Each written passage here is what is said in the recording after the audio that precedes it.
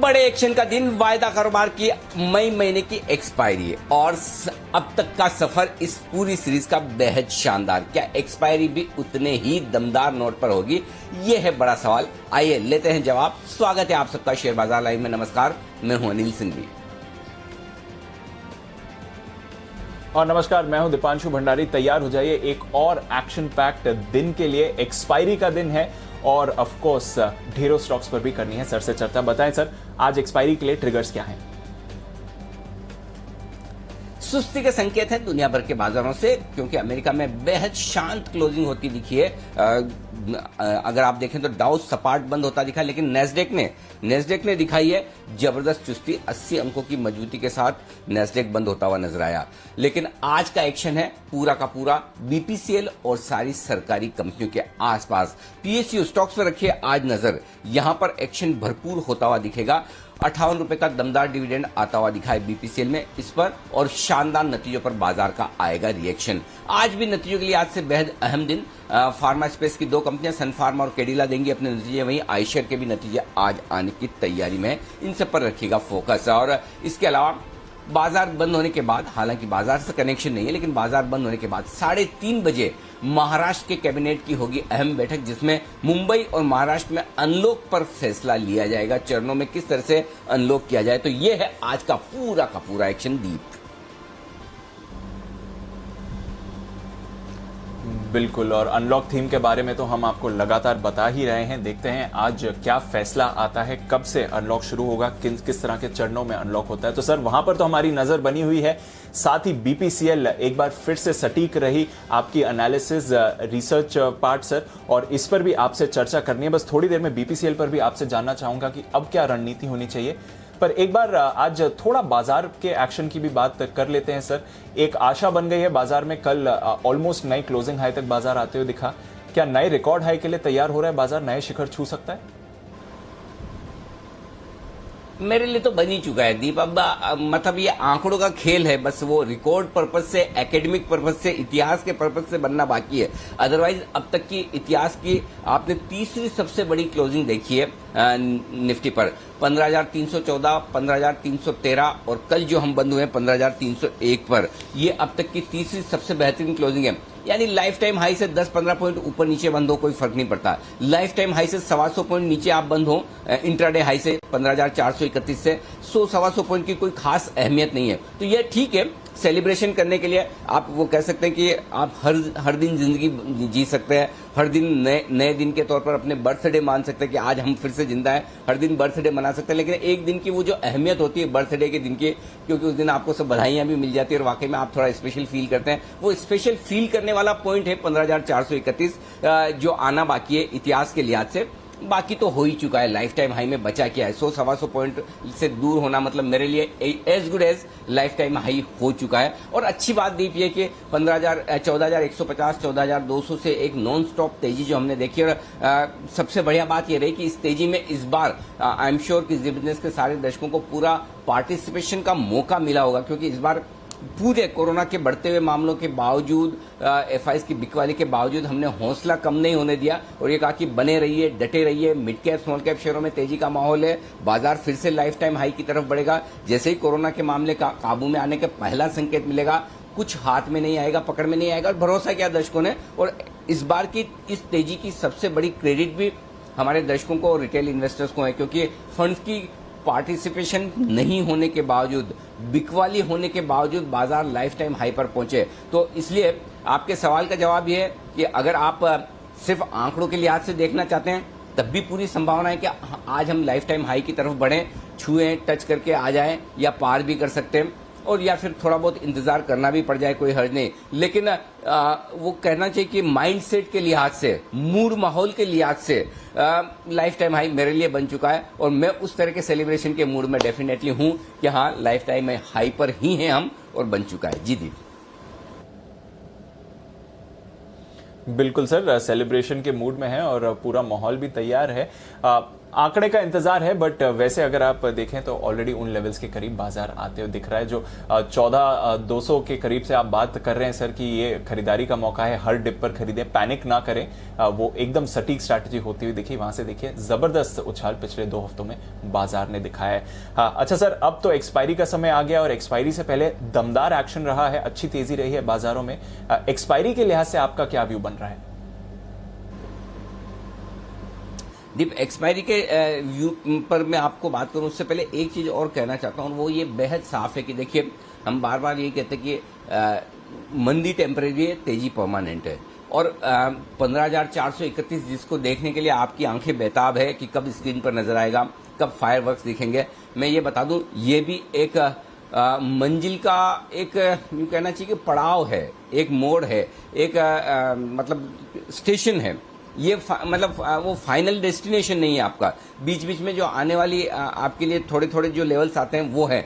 Ultimately इस बाजार को और भी ऊपर जाना है, बहुत ऊपर जाना है। और जाहिर सी बात है कि जिस तरह की 1000 पॉइंट की नॉन स्टॉप रैली निफ्टी में तुरंत बनी है पिछले 2 हफ्तों में, इस स्पीड से बाजार बढ़ेगा भी नहीं, कहीं न कहीं घटेगा भी। लेकिन मेरा ये समझना है, एक बार अगर हमने लाइफ टाइम हाई बनाकर टिक गए, 1-2 दिन पार कर लिया, रुक गए, तो फिर अल्टीमेटली छोटा टारगेट आपके लिए 15,500 15,600 की रेंज का बनेगा और उसके बाद बड़ा टारगेट जो बनेगा वो 15,900 16,000 के आसपास का बनेगा।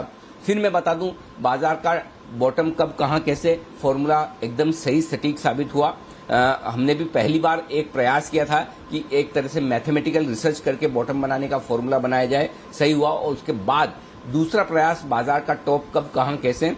और मैं फिर आपको कहना चाहता हूं कि दीप, बाजार का टॉप कब कहां कैसे में अब भी बहुत जगह है बाजार के लिए ऊपर जाने की। निफ्टी के जो मेरे फाइनल टारगेट इस फॉर्मूला के निकल कर आते हैं, जो आजकल महीने 2 महीने में ना हो, वक्त लगेगा, लेकिन वो 21,080 के निकल कर आते हैं। राउंड फिगर में आप 21,000 का लेवल मानकर चलें, वहां तक की जगह निफ्टी में है। आने वाले कुछ समय में साल 2 साल लग सकते हैं, वो एक अलग बात है, लेकिन वहां तक की जगह है निफ्टी में क्लियर कट। और अभी भी इस फॉर्मूला में हल्के फुल्के 5 से 15% के करेक्शन की जो रेंज है वो बनती है। पिछली बार भी लाइफ टाइम हाई के आसपास हमने कहा कि एक करेक्शन बन सकता है, करेक्शन वापस बन सकता है, लेकिन वो करेक्शन जब तक बाजार का मूड माहौल बदले ना, तब तक आपके लिए बाय ऑन डिप्स का मार्केट है। और यही वजह थी वहां से लेकर अब तक खरीदारी हुई। अब रहा आपके लिए आज की एक्सपायरी का सवाल।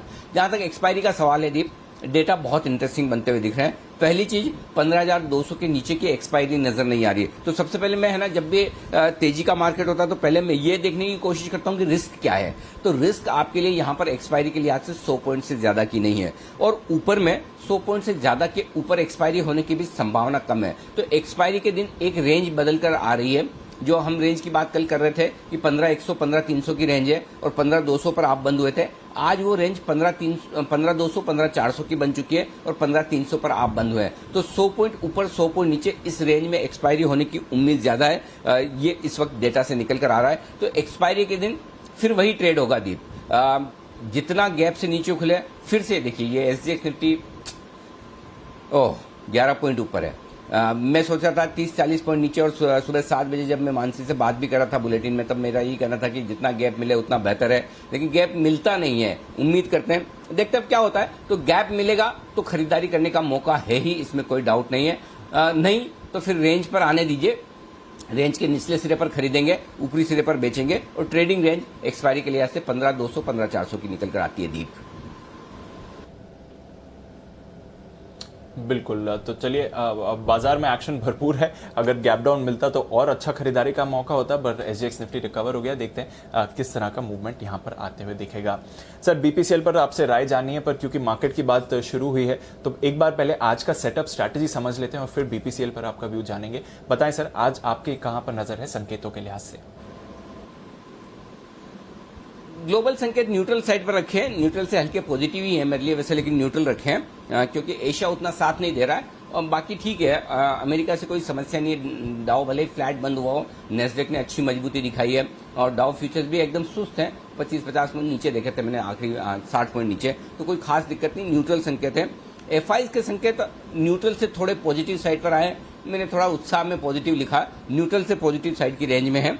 घरेलू फंड्स के संकेत न्यूट्रल से नेगेटिव साइड में है, मैंने नेगेटिव लिख दिया। और FNO में न्यूट्रल है, सेंटिमेंट और ट्रेंड, ये दो ड्राइवर है लगातार पिछले हफ्ते भर से आपके लिए बाजार की तेजी के, ये अब भी तेजी में बने हुए हैं।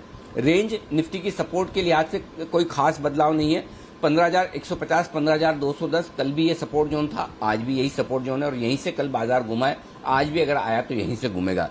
फिर भी एक्सपायरी का दिन है, बड़ा दिन है, एक छोटी रेंज और सपोर्ट के तौर पर नीचे रख लीजिए। ये है 15,050, 15,100 स्ट्रॉन्ग बाय जोन। यहां पर आए तो किसी के इन्विटेशन का इंतजार न करें कि कोई आकर आपको बोलेगा खरीदिए, आप अपने आप खरीद ही लीजिए। ऊपरी रेंज 15,350, 15,425 है, यहां तक पहुंचने की कोशिश होगी। यही वो कंजेशन जोन है। बेसिकली 15,300 से 15,425 एक तरह से कंजेशन जोन मान सकते हैं। आखिरी रुकावट, आखिरी बाधा है। वो कहता है ना कि मतलब एवरेस्ट पे चढ़ने के पहले का आखिरी बेस कैंप है, उसके बाद आपको अकेले ही चढ़ना है, उसके बाद आपको कोई सपोर्ट या सहारा नहीं मिलता। ये वो बेस कैंप है 15,300, 15,425। तो मैंने 300 पे तो बंदी हुए हैं, इस लिहाज से मैंने 15,350, 15,425 रखा है। ये आखिरी बात है। इसके पार होने के बाद 15,475, 15,500 की तैयारी आप कर लीजिए। जहां तक बैंक निफ्टी का सवाल है, 34,400, 34,525 आज के लिए तुरंत प्रभाव से सपोर्ट का काम करेगा, आसानी से नहीं टूटना चाहिए। कमजोरी का पहला संकेत 34,400 के नीचे ही आता दिखेगा और तब 33,950, 34,150 स्ट्रॉन्ग बाय जोन है, जहां पर आपको शॉर्ट कवर भी करना चाहिए और खरीदारी भी। ऊपर कितना जा सकते हैं? 34,900, 35,100 की रेंज में बार बार लगातार सप्लाई आती हुई दिख रही, तो इस रेंज में थोड़ी प्रॉफिट बुकिंग आने की आशंका है और आसान नहीं होगा इससे पार करना। मैं फिर से कह रहा हूं कि आसान नहीं होगा पार करना, ये रुकावट का लेवल है। फिर भी एक्सपायरी का दिन है, अगर कोई ग्लोबल संकेत बहुत अच्छे हो जाए, तगड़ी शॉर्ट कवरिंग आ जाए दीप, तो फिर 35,200 से लेकर 35,425 फाइनल टारगेट बनेगा। वहां पर आपको प्रॉफिट बुक करके इंतजार करना है आराम से। ये हो गई आपके लिए निफ्टी और बैंक निफ्टी की रेंज दीप। ओके, तो ये तो रहे आपके लिए बड़े लेवल्स जहां पर आपको रखनी है नजर। दिन की क्या रेंज है सर?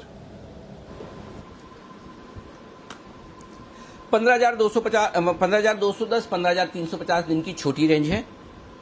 15,150, 15,400 दिन की मीडियम रेंज है और 15,100 से लेकर 15,475 बीच में 15,425 छोटा सा लेवल है, मैंने इग्नोर किया है उसको। 15,475 फाइनल टारगेट 15,475, 15,500 का निकल कर आता है, वो आपकी दिन की बड़ी रेंज हो गई। 15,100 मजबूत सपोर्ट के तौर पर, यानी कि 200 पॉइंट दोनों तरफ आप मान सकते हैं, वो भी एक्सपायरी की वजह से। अदरवाइज इतनी बड़ी रेंज निकल कर नहीं आती, 100 पॉइंट ही काफी होते हैं।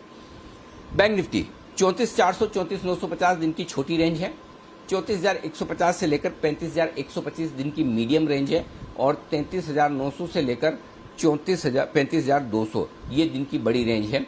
34,400, 34,950 इसके किसी एक और बाहर निकलेंगे, यानी कि 35,000 के ऊपर निकल कर टिके तो कुछ बहुत बढ़िया होने की संभावना है। 34,400 के नीचे फिसले तो 200-250 पॉइंट आराम से लुढ़क जाएंगे, ये साफ दिखता है। इसलिए फिर मीडियम रेंज काम में आएगी 34,150 से 35,125, 33,900, 35,200 ये फाइनल आपके लिए बड़ी रेंज के तौर पर बैंक निफ्टी पर। एफआईएस की इंडेक्स पोजीशन 65% के आसपास है। डेटा में हम आगे विस्तार से बात करेंगे।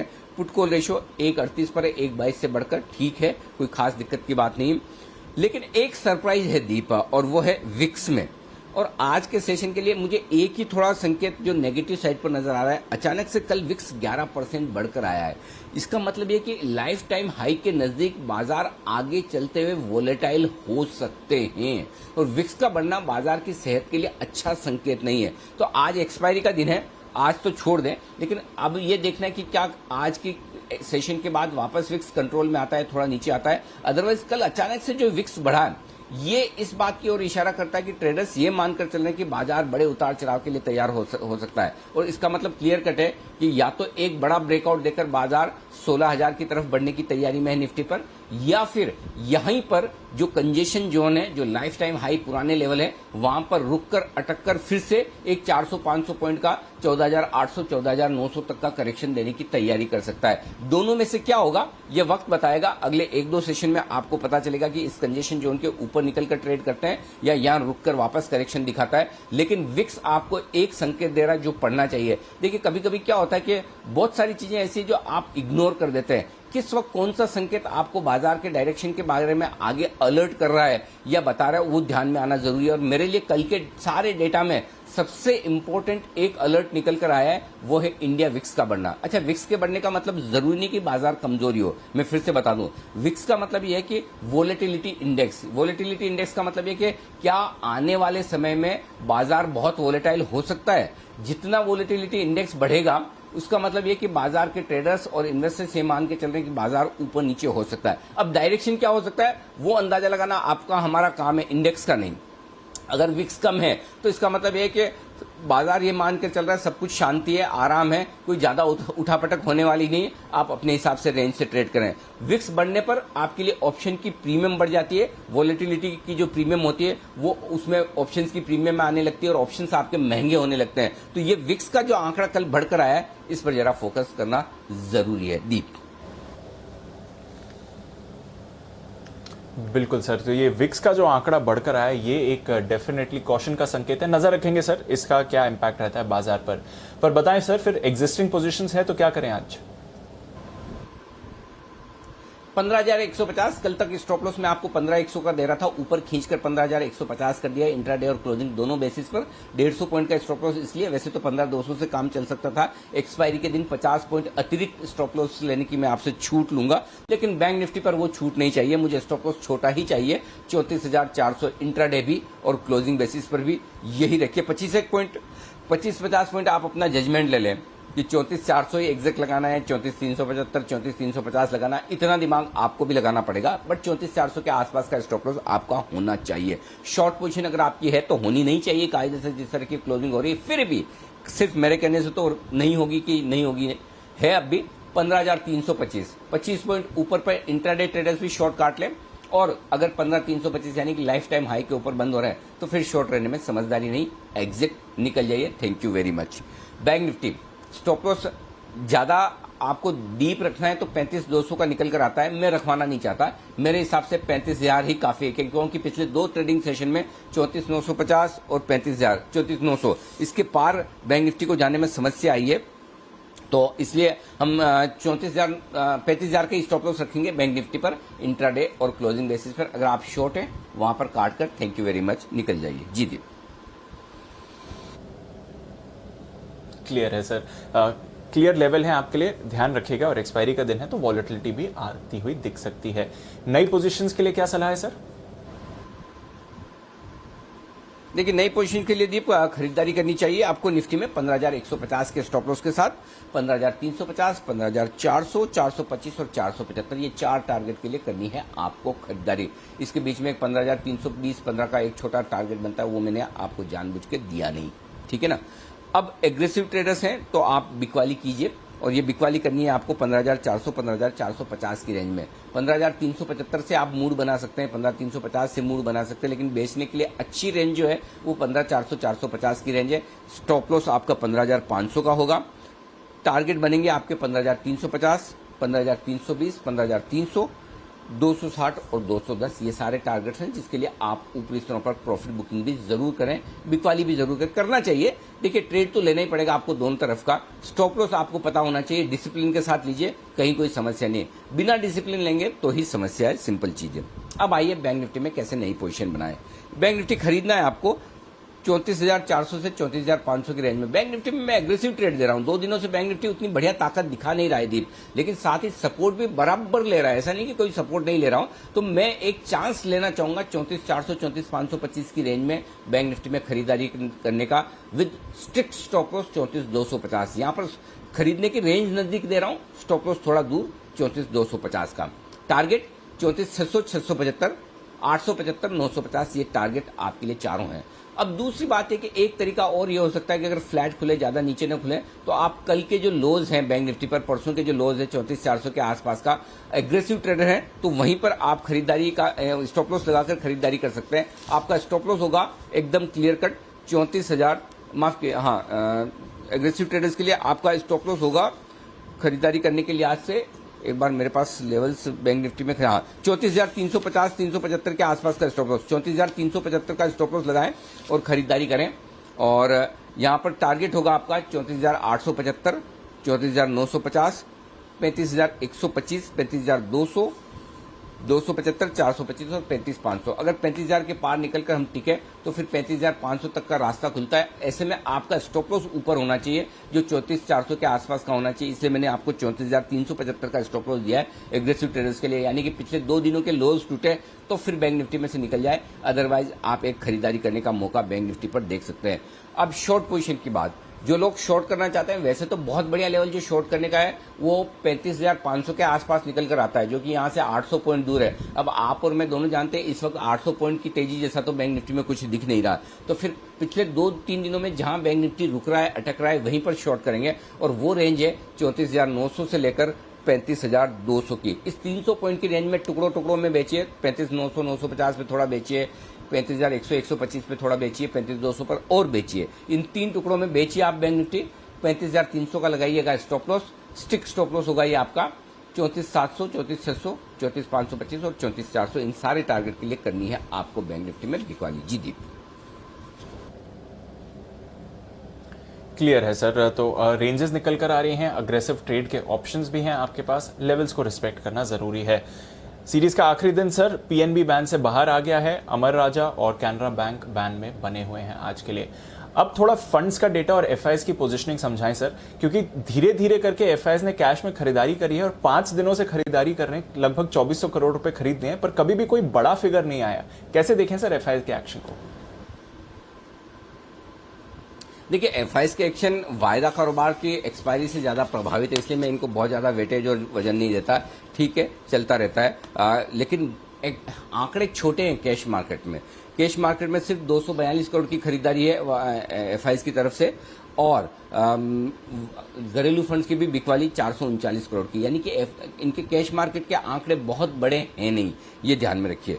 वायदा कारोबार के आंकड़े जो हैं 1290 करोड़ के आसपास की खरीदारी उनकी इंडेक्स फ्यूचर्स में ओपन इंटरेस्ट घट कर आया है। एक्सपायरी के आसपास ओपन इंटरेस्ट घटते ही कोई नई बात नहीं है। सामने 706 करोड़ के उन्होंने स्टॉक फ्यूचर्स बेचे, तो मिले जुले आंकड़े, नेट थोड़ी खरीदारी है डायरेक्शनल तौर पर, और ऑप्शंस में खरीदारी होती दिखी है हेजिंग के लिहाज से, तो आंकड़े मिले जुले, कोई खास उसमें फर्क नहीं पड़ता। अब आइए वायदा कारोबार के आंकड़ों की तरफ दीप। ये इंटरेस्टिंग है आंकड़े। क्या है इंटरेस्टिंग? 15,200 मजबूत सपोर्ट है एक्सपायरी के दिन। क्यों? 51 लाख शेयरों का ओपन इंटरेस्ट से पुट में हाईएस्ट, 18 लाख शेयर कल ही जुड़े, ये आपके लिए बेस का काम करेगा। 15,300 मेक और ब्रेक लेवल है, रस्साकशी का लेवल है ट्रेडर्स के बीच में। क्यों?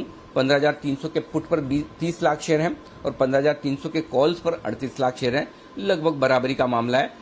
कॉल्स थोड़े ज्यादा हैं राइटर्स, 38 लाख शेयर, यानी मंदी की पोजीशन हल्की सी ज्यादा है, लेकिन तेजी की पोजीशन में कल 30 लाख शेयरों में से 20 लाख शेयर कल ही पुट में जुड़े हैं, तो थोड़ा सा अपर हैंड वो भी है। तो इसलिए 15,300 शायद वक्त बिताने की कोशिश करे बाजार। कल भी ज्यादातर वक्त, पूरा दिन हमने 15,300 के आसपास बिताया, आज भी वैसा ही हो सकता है। ऊपर में 15,400 के आसपास रुकावट है, और वो इसलिए 44 लाख शेयरों का बड़ा ओपन इंटरेस्ट वहां पर भी है। तो 15,200, 15,400 आपके लिए वायदा कारोबार के लिहाज से रेंज। अब आइए बैंक निफ्टी।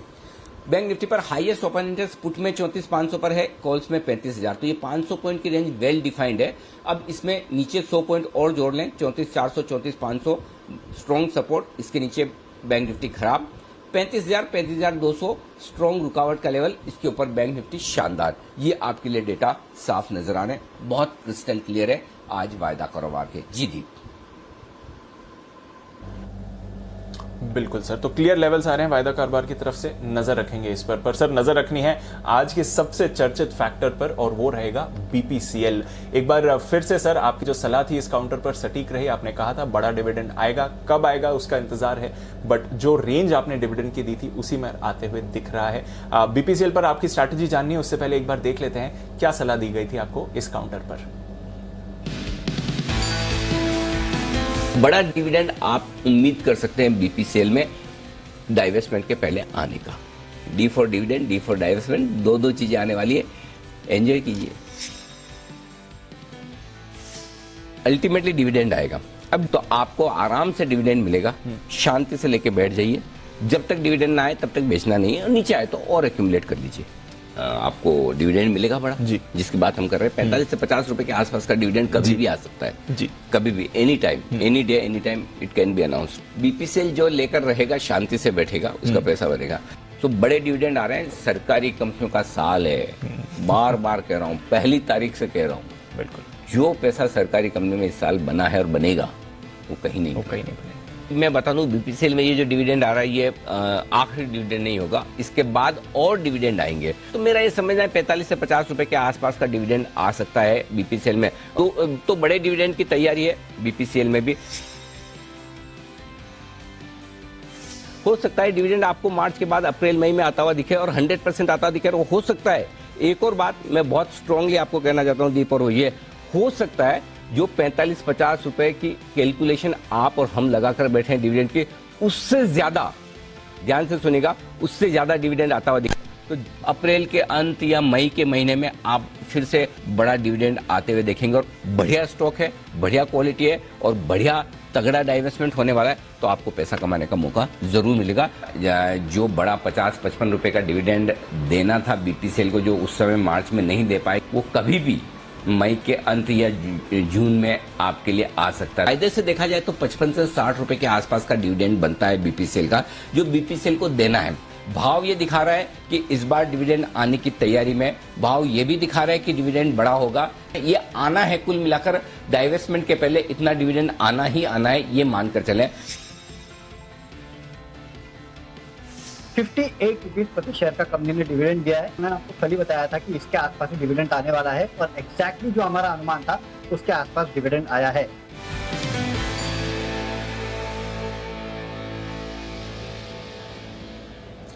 कॉन्ग्रेचुलेशन सर, जो आपने एग्जैक्ट सलाह दी थी डिविडेंड को लेकर, उससे थोड़ा ज्यादा ही बल्कि आया, और मार्केट के जो एक्सपेक्टेशन था, आपने कहा था इन्वेस्टर्स तो जरूर होल्ड करें, उनको भी इसका फायदा होने वाला है सर।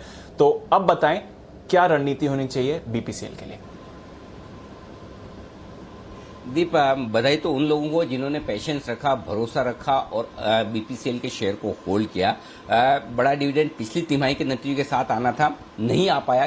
कई बार होता है ना कि अल्टीमेटली आपके बैंक अकाउंट में कब पैसे क्रेडिट हो रहे हैं आपको पता आने हैं, लेकिन कब हो रहे हैं, कभी आगे पीछे होता है, कुछ होता है, तो वो चीजें होती है। वो रिस्क मार्केट में हमेशा रहती है। और मैं पिछली बार यही कह रहा था कि देखिए, डिविडेंड नहीं आया इसका मतलब ये नहीं कि बैलेंस शीट से पैसे गायब हो गए, कि खर्च हो गए, कि अब कभी नहीं मिलेगा। पोस्टपोन हुआ है, कैंसिल नहीं हुआ है, खत्म नहीं हुआ है। एक चीज और बता दूं दीप, कल से काफी लोग बीपीसीएल के डिविडेंड को लेकर ट्वीट कर रहे हैं, बधाई दे रहे हैं, कांग्रेचुलेशन कह रहे हैं।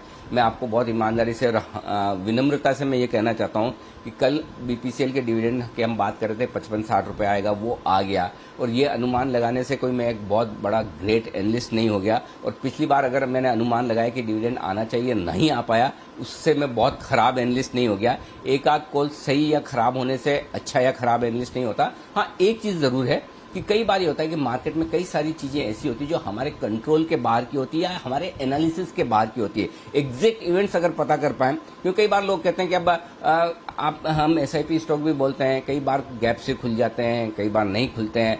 अब हम कहाँ खुलेगा ये हमारे हाथ में, तो अगर मेरे हाथ में हो तो मैं सबको बीपीसीएल 350 में दे दूं और 550 में बिकूं, वो तो है नहीं। देखिए, मार्केट में कौन कब कहाँ, आप कहाँ ट्रेड डालेंगे, ये कंट्रोल सिर्फ आपके पास है। इसलिए चलता है, कभी चीजें जल्दी अच्छे से हो जाती है, कभी वक्त लगता है, लेकिन हाँ, कन्विक्शन है, भरोसा है। और इसी के बीपीसीएल के साथ बात निकली तो एक बात और भी कह दूं दीप, कि ये कन्विक्शन और भरोसा जो मेरा बीपीसीएल में था, वही कन्विक्शन और भरोसा मेरा आईटीसी में भी है, वही कन्विक्शन और भरोसा मेरा वेदांता में भी है। और इन दोनों स्टॉक में भी जो होल्ड करेगा, जो पेशेंस रखेगा, वो बीपीसीएल की तरह ही मुस्कुराएगा। जो मैंने कहा था बीपीसीएल के लिए कि ये खरा सोना है, 24 कैरेट गोल्ड है। आप अपने घर का गोल्ड बेचते हैं क्या, ये सवाल आप अपने आप से पूछिए।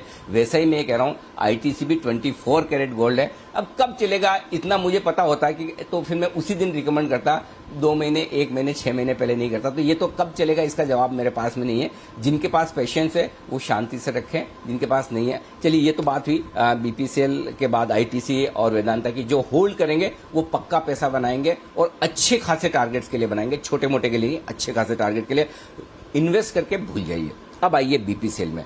बीपीसीएल में काफी लोगों के काफी सवाल आए, मैं उन सवालों को आपको साफ कर दूं। पहली चीज, जो लोग अब भी बीपीसीएल खरीदेंगे उन्हें डिविडेंड मिलेगा। यानी कि अब आज, कल, परसों आप जब भी बीपीसीएल खरीदना चाहते हैं, ऐसा मत सोचिए कि आपने कल तक नहीं खरीदा तो आप डिविडेंड के लिए एलिजिबल नहीं है। डिविडेंड मिलेगा, लेकिन एक चीज ध्यान रखिए, अब जो डिविडेंड के नियम बदल गए। अब जो आपके पास डिविडेंड आएगा, आपकी जो भी इनकम टैक्स स्लैब है उसके मुताबिक डिविडेंड पर टैक्स लगेगा।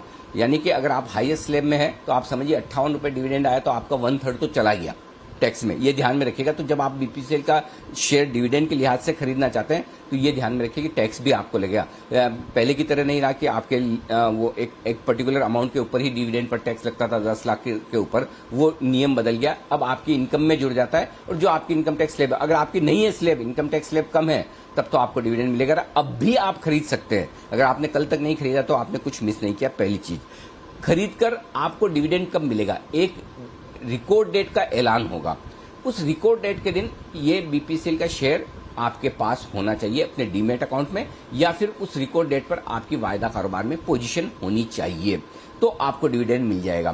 तो पहली चीज है कि अगर रिकॉर्ड डेट जो भी कंपनी अनाउंस करेगी 5, 15 दिन, 20 दिन बाद की होगी, किस दिन की होगी कंपनी बताएगी और हम आपको पूरी तरह से बताएंगे कि कब आने वाली है। उस रिकॉर्ड डेट के दिन शेयर आपके पास होने चाहिए, आपको डिविडेंड मिल जाएगा। अब वायदा कारोबार के ट्रेडर्स काफी परेशानी कि भाई हमारे क्या होगा, स्पेशल डिविडेंड तो 35 रुपए है, बाकी का डिविडेंड अलग है, तो बेनिफिट मिलेगा नहीं मिलेगा। पहली चीज, डिविडेंड पूरा गिना जाएगा 58 रुपए का। और जो एफएनओ ट्रेडर्स हैं उनके लिए एक नियम है, अगर पिछले दिन जो भी भाव बंद हुआ है किसी शेयर का, उसके भाव से 5% से ज्यादा का डिविडेंड आता है तो उसको एक तरह से स्पेशल डिविडेंड मानकर उसे वायदा कारोबार के ट्रेडर्स को उसका बेनिफिट दिया जाता है। बेनिफिट कैसे दिया जाता है?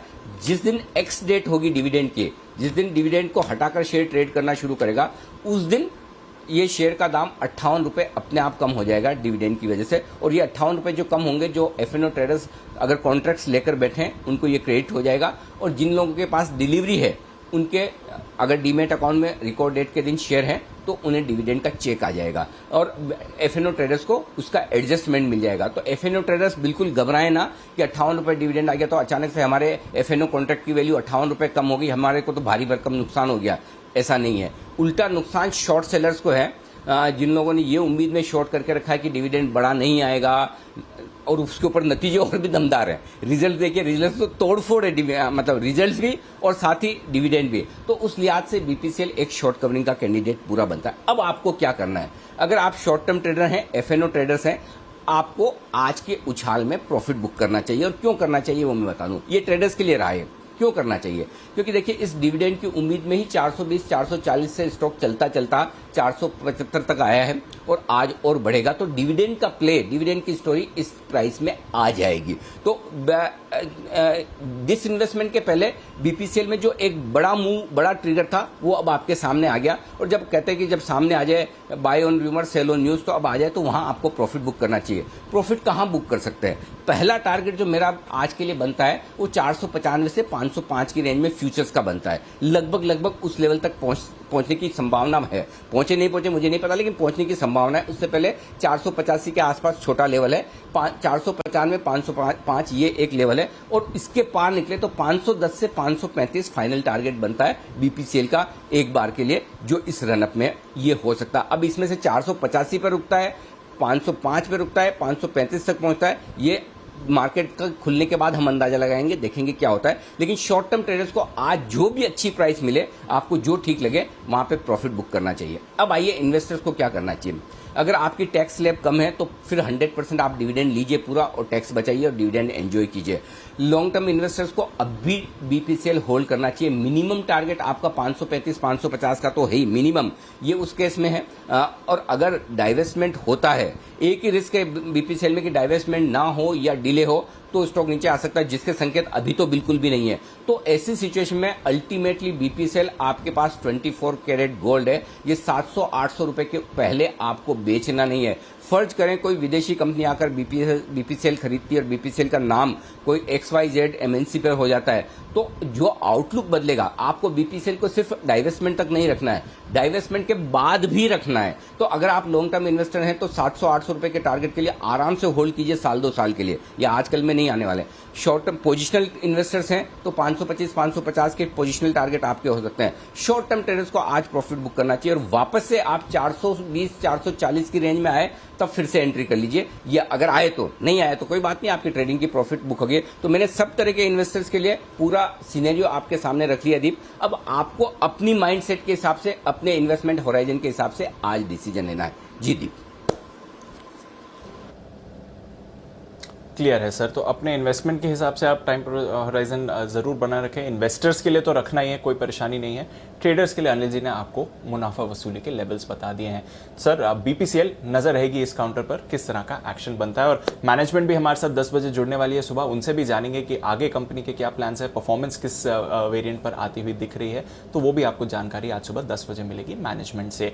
आइए फिर बाकी जो आज के शेयर्स हैं उन पर भी नजर डाल देते हैं, कौन से हैं खबरों वाले शेयर्स और ब्रोकरेजेस का कहां है फोकस। कुशल, मानसी, देवांशी और आशीष हमारे साथ तैयार हैं। कुशल, गुड मॉर्निंग, बताएं ट्रिगर्स और कुछ पोस्ट मार्केट अर्निंग्स क्या हैं। Good morning Deepanshu. सबसे पहले आज कैश मार्केट्स की फिर से लंबी लिस्ट है और यहाँ पर कुछ चुनिंदा नाम मैं आपके सामने रखता हूँ, जहाँ पर Wockhardt, strides pharma, TTK health care, साथ ही सियाराम सिल्क मिल्स जिसका फोकस हमारे चैनल पर लगातार बना हुआ है, सूर्योदय small finance bank, Phoenix mills जैसे स्टॉक्स पर आपको फोकस रखना है। साथ ही बाजार बंद होने के बाद एमएससीआई के छमाही रिव्यू जो है उसकी एडजस्टमेंट होती हुई नजर आएंगी। महाराष्ट्र की कैबिनेट बैठक भी है आज 3:30 बजे, जहाँ पर चरणों में अनलॉकिंग का जो फैसला है वो लिया जाएगा, ऐसा लिया जा सकता है। तो देखना होगा कि वहाँ से किस तरह के डिसीजंस और जो अनलॉकिंग की हम बात कर रहे थे इतने दिनों से, वहाँ पर कैसा फोकस बनता है महाराष्ट्र सरकार का।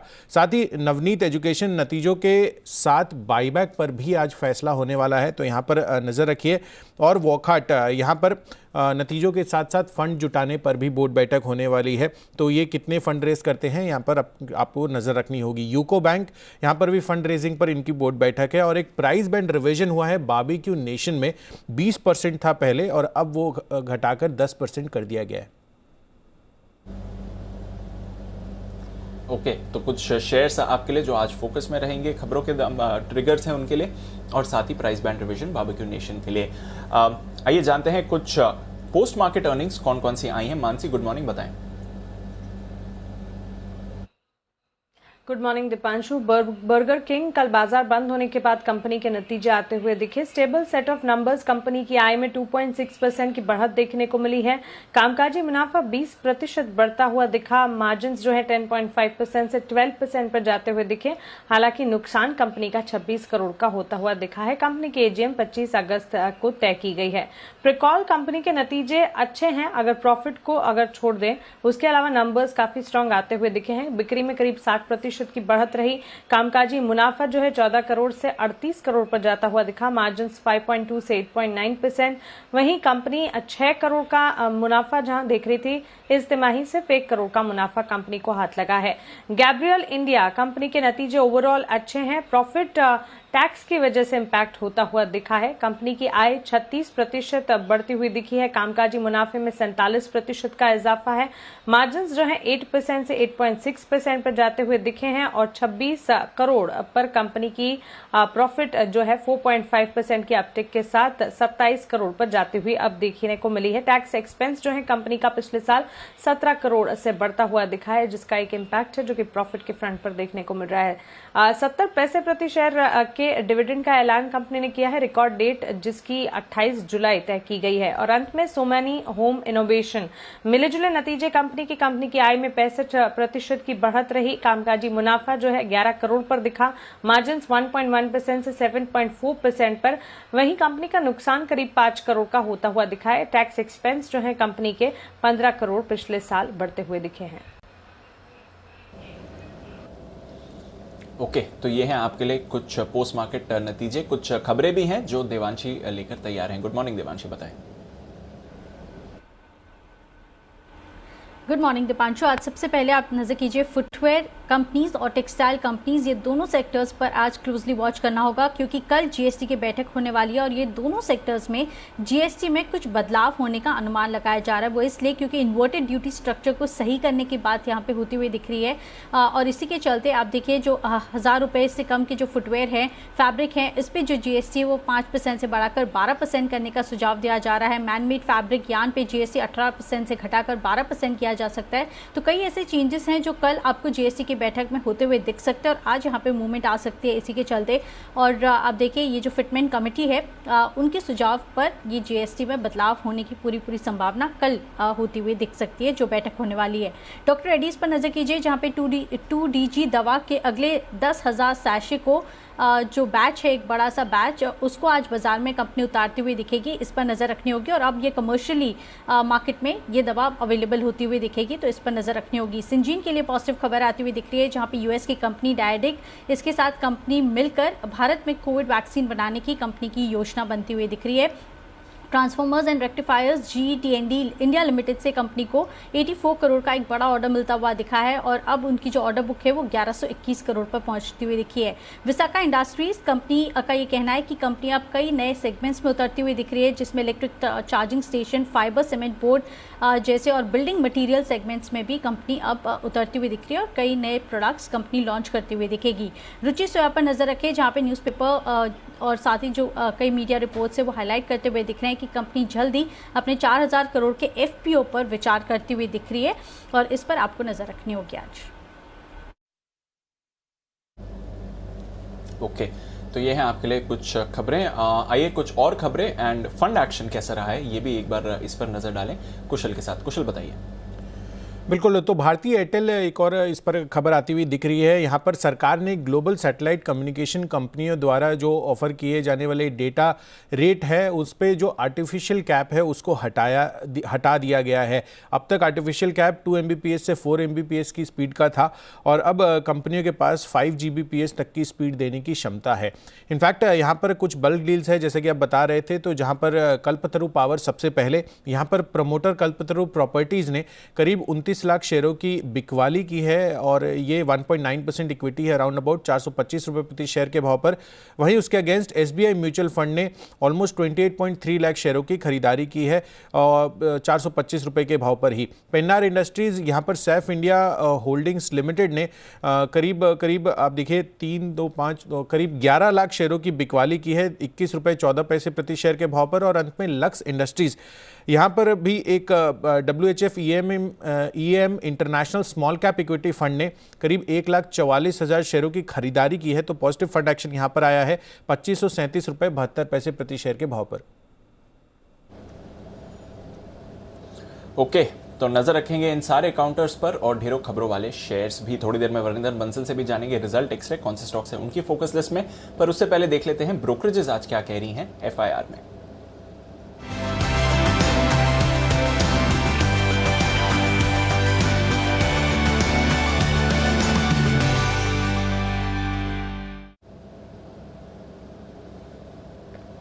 मॉर्निंग आशीष, बताएं आज की रिपोर्ट्स क्या कह रही हैं।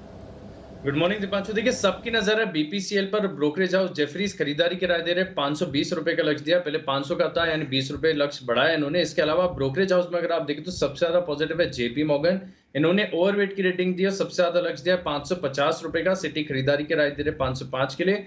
मॉर्गन स्टैनली ओवरवेट की रेटिंग दे रहे 480 रुपए के लक्ष्य के लिए, 471 की क्लोजिंग है। और लगभग सभी रिपोर्ट्स में यही लिखा है कि इन्वेंट्री गेन्स के चलते नतीजे काफी बढ़िया है और जो डिविडेंड दिया है फाइनल डिविडेंड 58 रुपए प्रति शेयर का, उसको लेकर सबके सब ब्रोकरेज हाउस जो है उत्साहित ही नजर आ रहे हैं। क्यूमेंस इंडिया यहाँ पर भी नजर रखिए, नतीजे जो है नोमरा के मुताबिक अनुमान से कमजोर देखने को मिले हैं। इन्होंने न्यूट्रल की रेटिंग दी है, 650 रुपए के लक्ष्य के लिए, काफी नीचे का टारगेट प्राइस दिया है, 803 रुपए जो है कल की क्लोजिंग है। बर्जर पेंट्स मैक्वायरी की रिपोर्ट आई है, अंडर परफॉर्म की रेटिंग को बरकरार रखा है 600 रुपए के लक्ष्य के लिए और ये कह रहे हैं कि नतीजे जो है खासतौर पर मुनाफे का जो आंकड़ा इनके अनुमान से कमजोर था, वैल्यूएशन महंगे जिसके चलते इन्होंने 600 रुपए का लक्ष्य दिया, 832 कल की क्लोजिंग है। टाटा मोटर्स काफी बढ़िया रिपोर्ट आई है आज, CLSE की तरफ से खरीदारी की राय को बरकरार रखा है, 450 रुपए का लक्ष्य दिया है, 316 कल की क्लोजिंग है। और ये मान रहे कि JLR जो है चाइना और यूरोप दोनों में अपने पीएस यानी कंपिटिटर्स से बेहतर प्रदर्शन करते आ रहा है, जिसके चलते स्टॉक पर बुलिश है।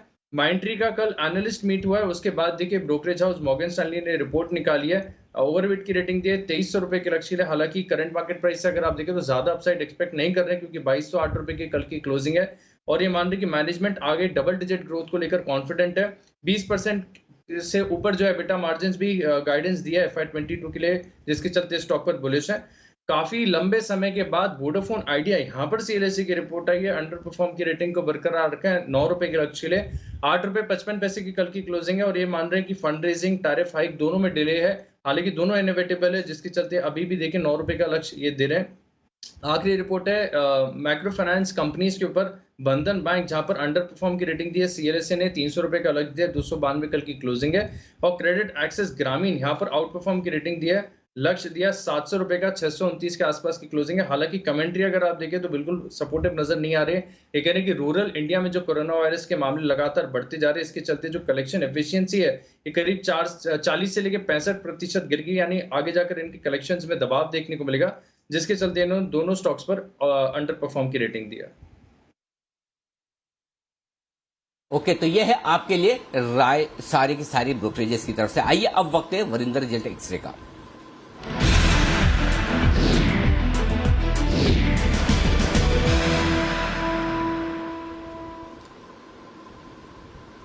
गुड मॉर्निंग वरिंदर, शुरुआत आज के स्टैंड आउट रिजल्ट के साथ सबसे आउटस्टैंडिंग बताइए।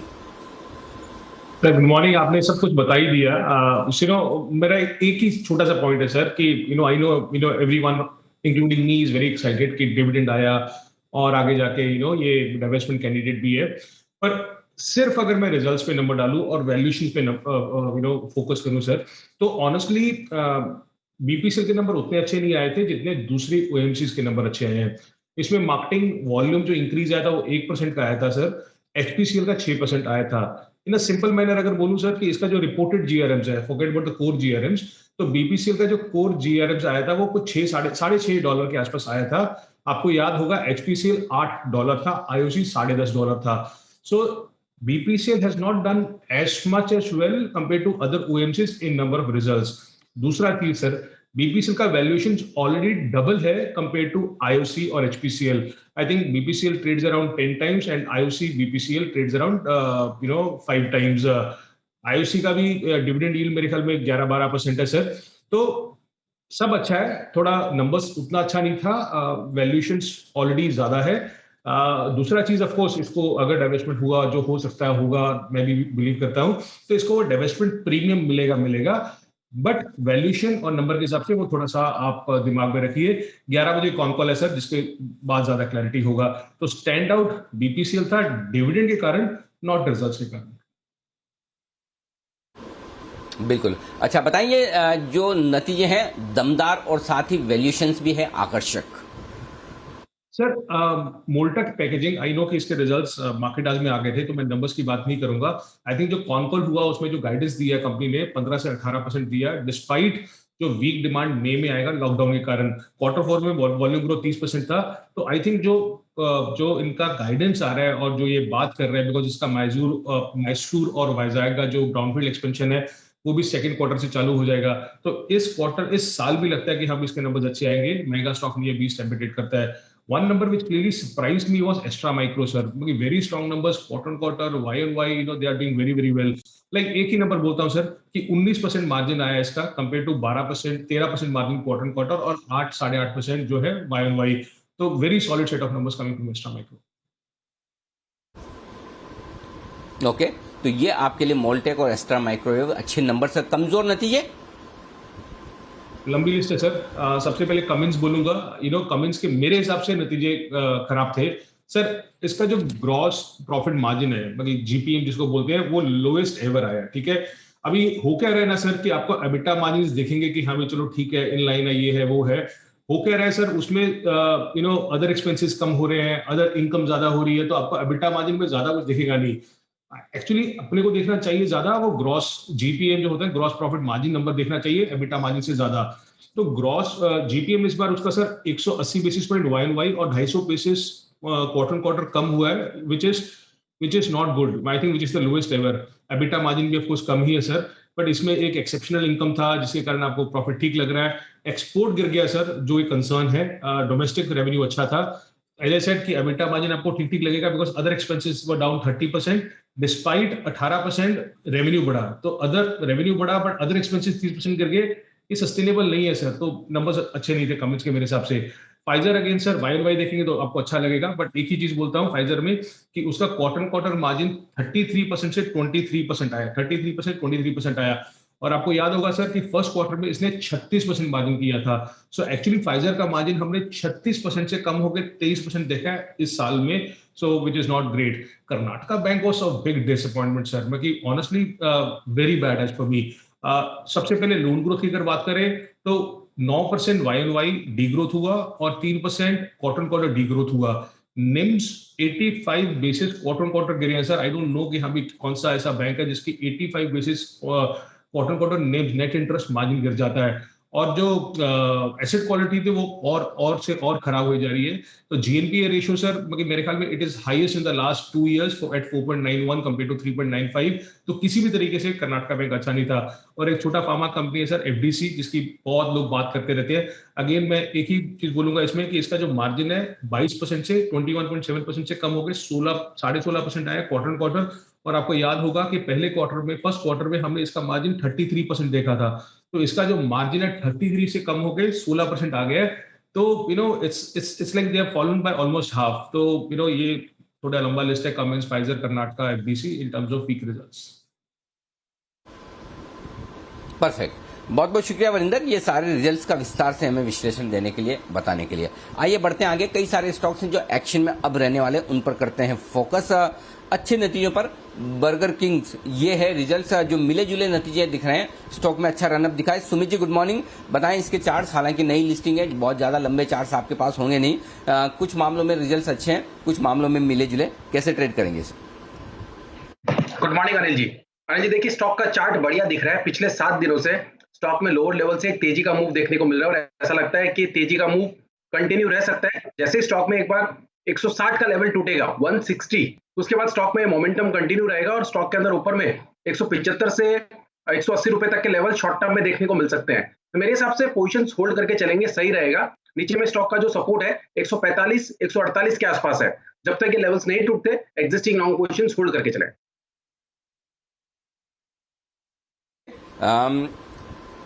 एक और स्टॉक है वागले साहब, सन फार्मा, जिसके आएंगे आज नतीजों से पहले कोई इरादा है आपका खरीदारी या बिकवाली का?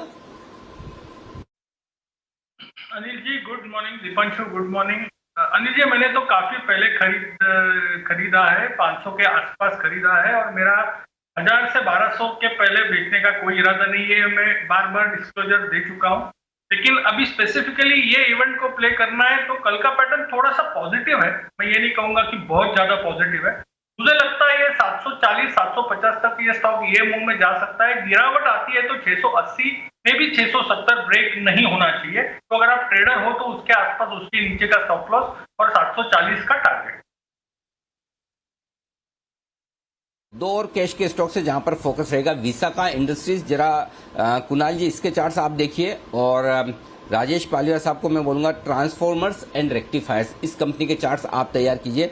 पहले आता हूं आपके पास में कुणाल जी, नतीजों के बाद कौन जो हुई, कंपनी ने कहा कि हम कुछ एक्सपांशन कर रहे हैं, रिटेल चेन स्टोर्स भी खोलेंगे, इलेक्ट्रिक चार्जिंग स्टेशन भी बनाने की बात कर रही है, फाइबर सीमेंट बोर्ड्स बनाने की, यानी कि अलग अलग एरिया में एक्सपांशन की बात कर रही है कंपनी विसाका। जरा इसके चार्ट्स देखकर बताइए।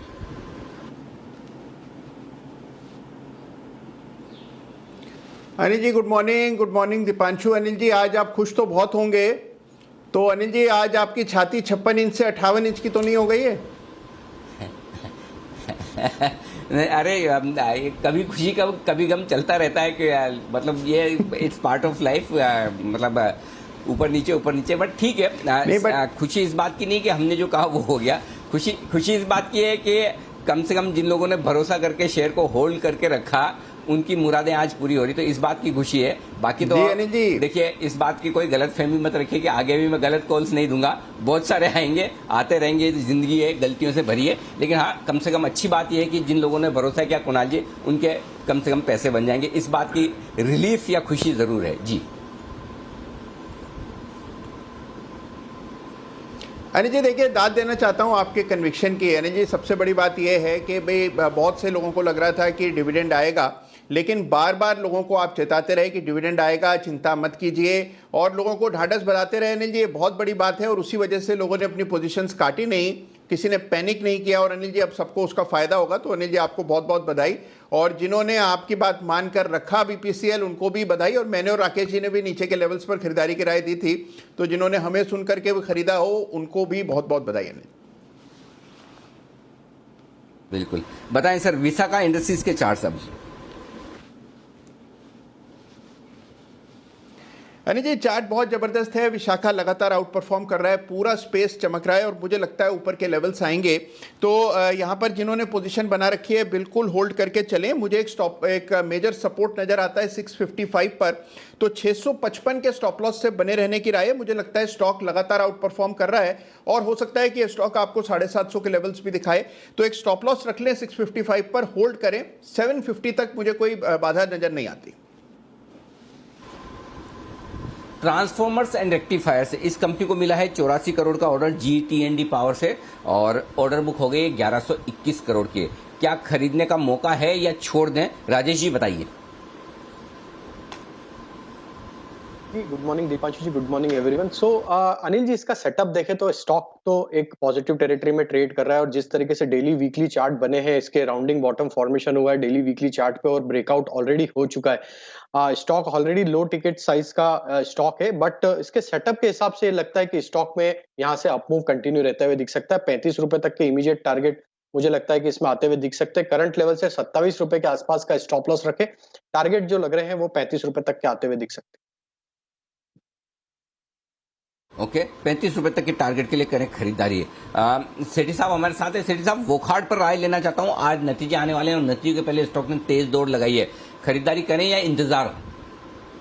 Good morning Anil ji, good morning Deepanshu. नहीं देखिए, जिस तरह की ऑलरेडी एक बहुत ही अच्छी तेजी इस स्टॉक में आ गई है, तो आज चूंकि नतीजे हैं तो मेरे हिसाब से तो इंतजार करना चाहिए। एक बार नतीजे आने दीजिए, नतीजों को देखने के बाद इस पर कॉल लेना पड़ेगा।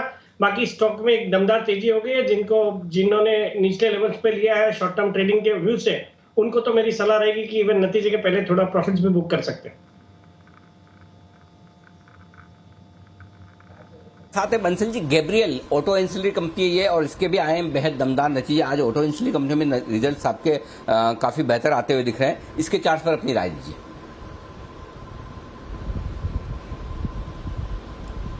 अनिल जी चार्ट्स इसका पॉजिटिव है, नीचे में 121, 122 एक अच्छा बेस है और शॉर्ट टर्म में ऊपर में 133, 134 एक रेजिस्टेंस है। तो जिनके पास है 121.22 के टारगेट के साथ होल्ड करें 130, 132 से लेकर 134 के टारगेट के लिए।